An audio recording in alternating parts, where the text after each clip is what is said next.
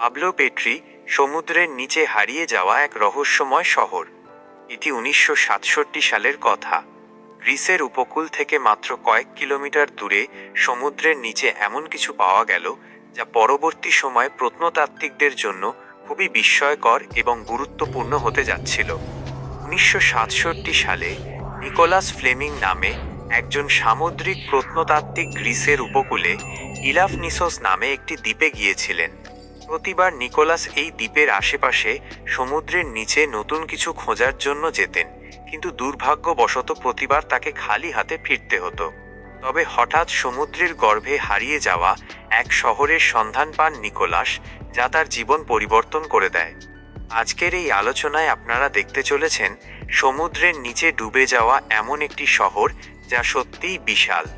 সমুদ্রের 13 ফুট গভীরতায় নিকোলাসের চোখে এমন কিছু পাথর পড়ে যেগুলো সাধারণ পাথর থেকে খুব অদ্ভুত ছিল।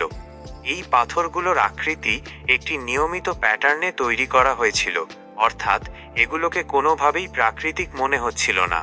তখন নিকোলাসের মনে এই অদ্ভুত আকৃতির পাথরগুলো সম্পর্কে জানার কৌতূহল তৈরি হয়।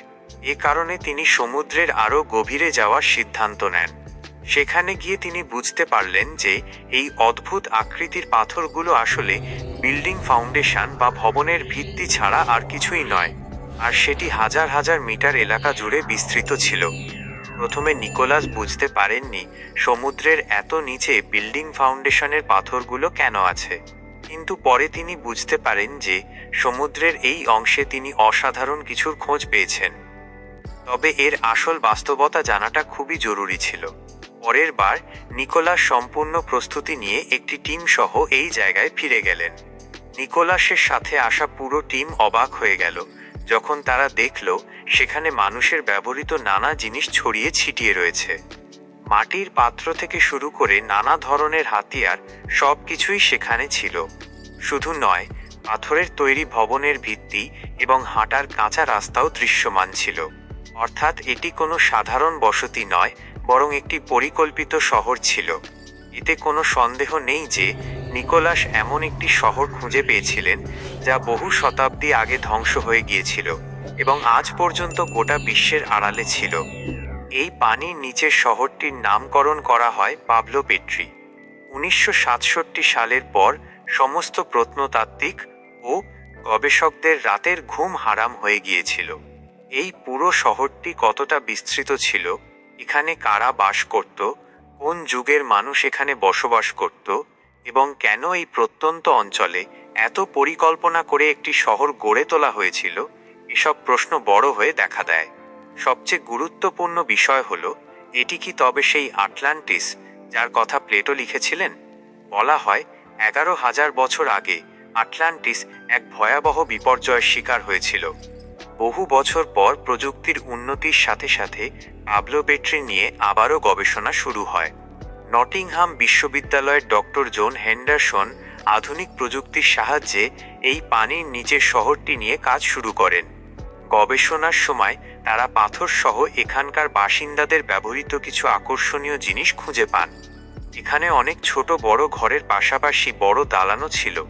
বড় ভবনগুলো সম্ভবত শহরের প্রশাসনিক কার্যালয় বা কোনো নেতার বাড়ি ছিল।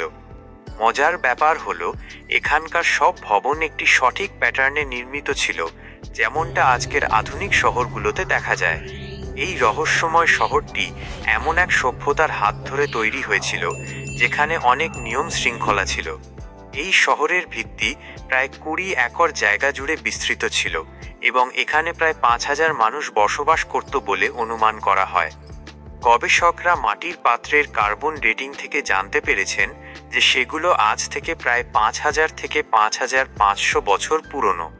এর মাধ্যমে নিশ্চিত হওয়া যায় যে পাবলো পেট্রি শহরটি ব্রোঞ্জ যুগে সগৌরবে টিকেছিল। কম্পিউটার গ্রাফিক্সের সাহায্যে যখন পাবলো পেট্রির লেআউট রিডিজাইন করা হয়, তখন এর আসল চেহারা প্রকাশ পায়। পাবলো পেট্রির ভৌগোলিক অবস্থান এমন ছিল যে এখান থেকে সারা বিশ্বে ব্যবসা করা সহজ ছিল। ধ্বংসাবশেষ থেকে আরও প্রমাণ পাওয়া গেছে যে পাবলো পেট্রি সে সময়ে একটি ম্যানুফ্যাকচারিং হাব ছিল। বিশেষ করে এখানে কাপড় তৈরি হতো। কাপড় তৈরির সময় তাঁতের সুতোর প্রান্তে পাথর জুড়ে দেওয়া হতো যাতে সুতো টান টান থাকে এগুলোকে বলা হয় লুম ওয়েটস। পাবলো পেট্রিতে এরকম হাজারো পাথর পাওয়া গিয়েছে, কিন্তু এত সমৃদ্ধ শহর কিভাবে ধ্বংস হলো? গবেষকরা বিশ্বাস করেন পাবলো পেট্রির ধ্বংসাবশেষ ইঙ্গিত দিচ্ছে যে এখানে এমন কিছু ঘটেছে যা শহরটিকে রাতারাতি ধ্বংস করে দিয়েছে।